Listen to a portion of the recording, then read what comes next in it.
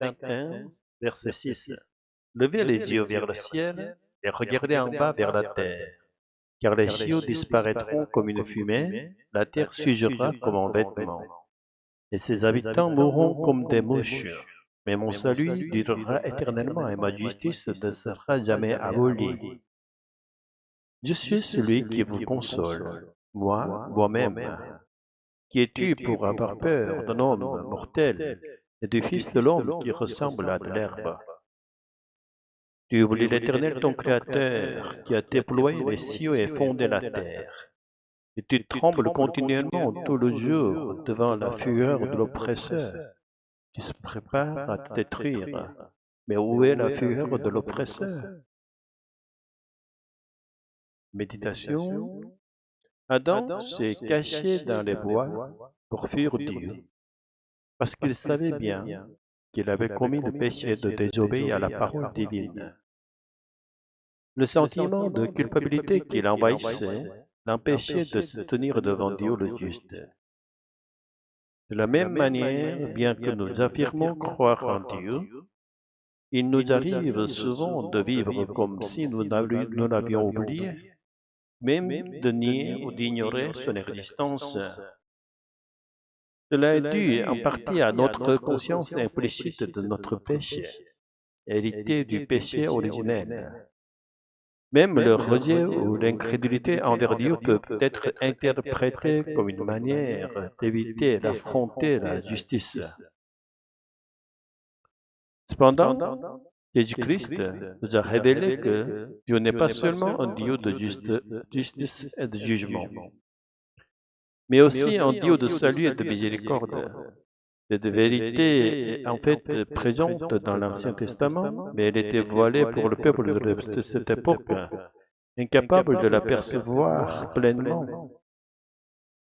Jésus a illuminé cette vérité d'une manière que nul ne peut contester, dévoilant clairement que le salut et la miséricorde font partie des attributs éternels de Dieu. Jésus ne s'est pas contenté de révéler le salut et la miséricorde de Dieu comme l'avaient fait les prophètes de l'Ancien Testament. Il a offert sa propre vie pour laver nos péchés et notre culpabilité, rendant limpide notre relation avec Dieu. Par sa mort, il a accompli l'œuvre salvatrice de Dieu avec une grâce infinie. Il a transformé la croix, symbole de défaite, d'échec et de mort, en propitiatoire dans le Saint des Saints. Par cela, le nombre de ceux qui ne croient pas dépasse largement celui de ceux qui croient. Et parmi ceux qui confessent Jésus comme Seigneur, nombreux sont ceux qui ne jouissent pas pleinement de la grâce de cette expiation.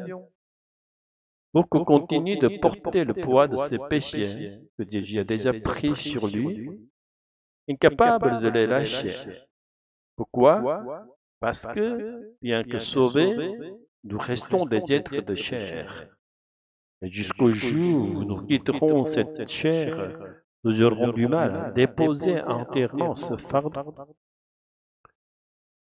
Reconnaître cette vérité est essentiel. Nous devons accueillir le Saint-Esprit, celui qui nous soulage de nos fardeaux. Pourtant, nombreux sont ceux qui confessent Jésus comme Seigneur sans connaître le Saint-Esprit et l'accepter dans leur vie. Pourquoi? Parce que nous sommes toujours des êtres charnels.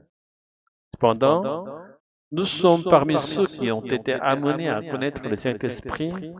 Un miracle dépasse notre compréhension charnelle. C'est là une pure grâce de Dieu. Si Dieu ne continue pas de nous soutenir, notre nature charnelle pourrait à tout moment nous amener à lier le Saint-Esprit. C'est pourquoi nous vivons souvent dans la crainte des persécuteurs, prêts à nous anéantir, Satan et la mort. Aujourd'hui, le prophète Ésaïe nous exhorte à nouveau. Ne cessons jamais de regarder vers Dieu et ne l'oublions pas. Le Dieu de la miséricorde éternelle et du salut nous a donné la vie éternelle à travers Jésus-Christ, bien que notre existence actuelle soit destiné à la mort, un jour, le salut éternel du Seigneur nous ressuscitera et nous fera vivre pour toujours. Les souffrances et les échecs d'aujourd'hui sont comme un avant-goût de la mort. Mais la vie éternelle elle se trouve en Dieu. En croyant en Jésus, en accueillant le Saint-Esprit, entrons dans cette vie éternelle qui nous est promise. Amen.